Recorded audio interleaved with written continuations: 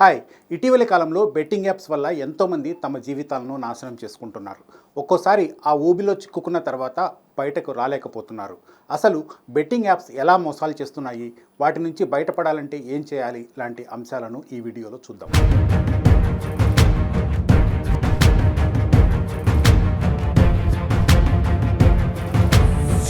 Internet అందరికీ అందుబాటులో ఉంది కాబట్టి ప్రపంచంలోని సమస్త సమాచారం ఎప్పుడూ అరచేతిలో ఉంటుంది. దీన్నే ఆసరాగా చేసుకొని కొంతమంది యాప్స్ క్రియేట్ చేసి మోసాలకు పాల్పడుతున్నారు.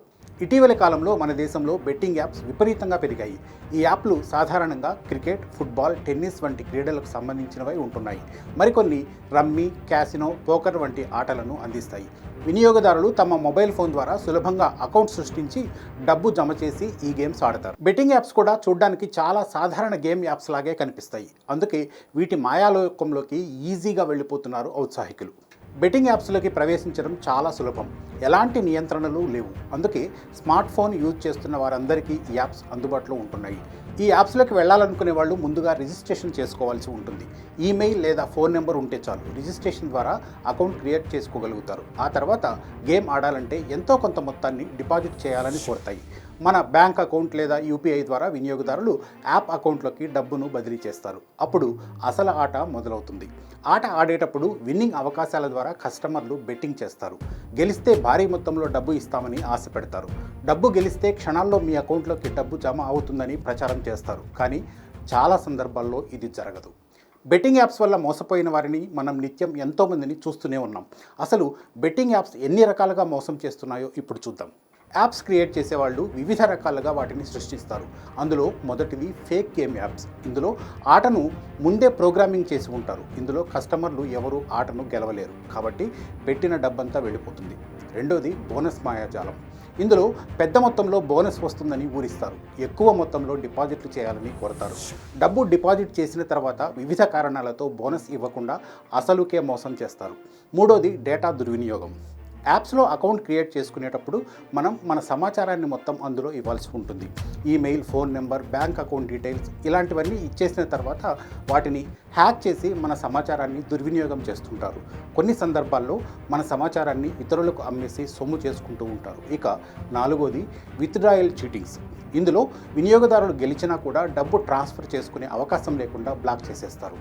ఐదోది యాప్ సడన్గా డౌన్ అవ్వడం. అకౌంట్ క్రియేట్ చేసుకుని డబ్బు డిపాజిట్ చేసిన వెంటనే ఇక ఆ యాప్ పనిచేయడం మానేస్తుంది. ఎన్ని ప్రయత్నాలు చేసినా అది వర్కౌట్ కాదు. ఇక ఆరోది కౌంటర్ బెట్స్. కొంతమంది వినియోగదారులకు తప్పుడు సమాచారం ఇచ్చి మోసం చేస్తుంటారు. ఫలానా దానిపైన డబ్బు పెడితే ఖచ్చితంగా డబ్బు వస్తుందని నమ్మిస్తారు. అలా చెప్పినందుకు కమిషన్ తీసుకుంటారు. చివరకు ఓడించి డబ్బు దన్నుకుంటారు. బెట్టింగ్ యాప్స్ మాయాజాలంలో పడి మోసపోవడానికి సోషల్ మీడియా ఇన్ఫ్లుయెన్సర్లు కూడా ఓ కారణం. చాలామంది ఇన్ఫ్లుయెన్సర్లు డబ్బు కోసం బెట్టింగ్ యాప్స్ను ప్రమోట్ చేస్తున్నారు. సోషల్ మీడియా పుణ్యమా అని చాలామంది ఇన్ఫ్లుయెన్సర్లు పుట్టుకొచ్చారు. వాళ్ళు ఫాలోయర్లను అడ్డంగా పెట్టుకుని వ్యాపారం చేస్తున్నారు. వీళ్ళు 4 రకాలుగా జనాన్ని మోసం చేస్తున్నారు. అందులో మొదటిది ఫేక్ ప్రమోషన్. కొంతమంది ఇన్ఫ్లుయెన్సర్లు పెద్ద మొత్తంలో డబ్బు తీసుకుని నిజమని నమ్మించేలా వీడియోలు తయారు చేస్తారు లేదా పోస్టులు పెడతారు. బెట్టింగ్ యాప్లను ప్రచారం చేస్తారు. ఇక రెండోది సక్సెస్ స్టోరీలు. ఇందులో నేను ఇలా లక్షలు గెలుచుకున్నాను, మీరు కూడా ఇలా చేస్తే నాలాగా డబ్బు గెలుచుకోవచ్చు అని ప్రచారం చేస్తారు. కస్టమర్లను ఆకర్షిస్తారు. ఇక మూడోది లింక్ మాయాజాలం. కొంతమంది ఫేక్ ఇన్ఫ్లుయెన్సర్లు ఏదో ఒక పోస్ట్ పెట్టి కింద ఉన్న లింక్ క్లిక్ చేసి జాయిన్ అవ్వాలని కోరుతుంటారు. అలా లింక్ క్రియేట్ చేస్తే అవి నకిలీ వెబ్సైట్లకు దారితీస్తాయి. ఆ లింక్ క్లిక్ చేయగానే మన ఫోన్లోని సమాచారాన్ని వాళ్ళు దోచేస్తుంటారు. ఇక నాలుగోది ఫేక్ గ్యారంటీ. ఇందులో ఇన్ఫ్లుయెన్సర్లు నాతో కలిస్తే మీకు 100% గెలుపు గ్యారంటీ అని నమ్మిస్తారు. ఇందుకోసం కొంత సబ్స్క్రిప్షన్ పేరిట వసూలు చేస్తారు. ఇటీవలి కాలంలో ఇలాంటి మోసాలకు పాల్పడుతున్న కొంతమంది సోషల్ మీడియా ఇన్ఫ్లుయెన్సర్లను పోలీసులు అరెస్ట్ కూడా చేశారు.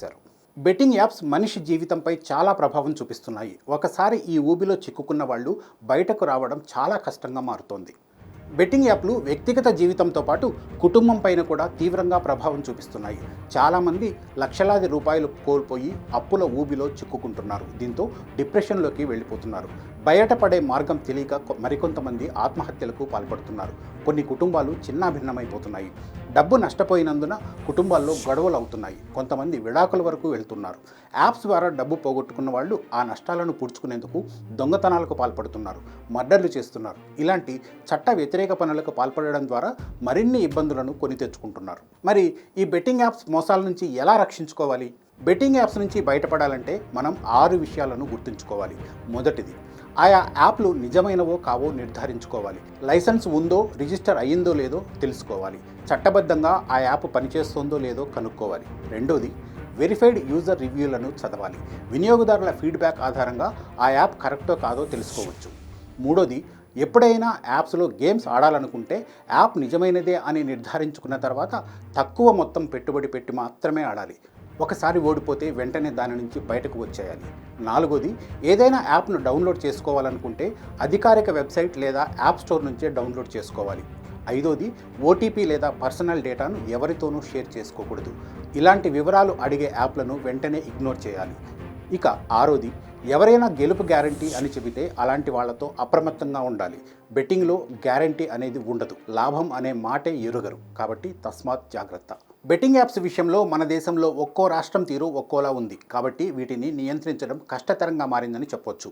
పబ్లిక్ గ్యాంబ్లింగ్ యాక్ట్ 1867 ప్రకారం ఆన్లైన్ గ్యాంబ్లింగ్ చాలా ప్రాంతాల్లో చట్టవిరుద్ధం.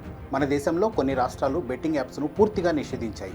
అక్కడ బెట్టింగ్ యాప్స్ అందుబాటులో ఉండవు. అయితే కొన్ని యాప్లు విదేశీ లైసెన్స్ ద్వారా మన దేశంలో పనిచేస్తున్నాయి. వీటిని నియంత్రించడం అసాధ్యం. అందుకే చాలామంది బెట్టింగ్ యాప్స్ మాయలో పడి జీవితాలను నాశనం చేసుకుంటున్నారు. మరి బెట్టింగ్ యాప్స్ మాయలో పడి మోసపోతే ఏం చేయాలి?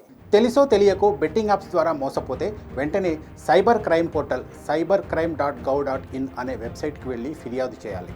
లోకల్ పోలీస్ స్టేషన్ లేదా న్యాయ సహాయ సంస్థలు అంటే కన్జ్యూమర్ కోర్టులను కూడా ఆశ్రయించవచ్చు. అలాగే మన అకౌంట్ నుంచి అమౌంట్ దొంగలించబడితే వెంటనే బ్యాంకుకు వెళ్ళి అకౌంట్ను బ్లాక్ చేయించుకోవాలి. లేకుంటే మరింత నష్టం జరగవచ్చు. పెద్ద మొత్తంలో డబ్బు కోల్పోతే సైబర్ క్రైమ్ డిపార్ట్మెంట్ను ఆశ్రయించడం మంచిది.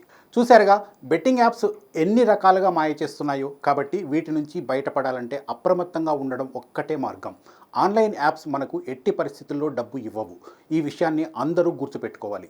అలా కాకుండా అత్యాశకు పోయే వాళ్లే ఎక్కువగా ఇలాంటి యాప్స్ ద్వారా మోసపోతున్నారు, జీవితాలను పోగొట్టుకుంటున్నారు. మరో టాపిక్తో మళ్ళీ కలుద్దాం. Thank you.